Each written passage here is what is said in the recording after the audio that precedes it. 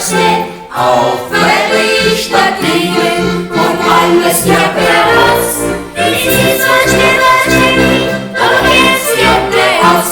Es ist so schwer, aber jetzt klappt aus.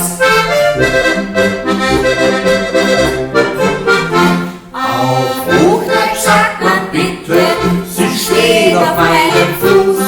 Den Ziegen gefälligst runter, das ist ja kein Genuss. Auf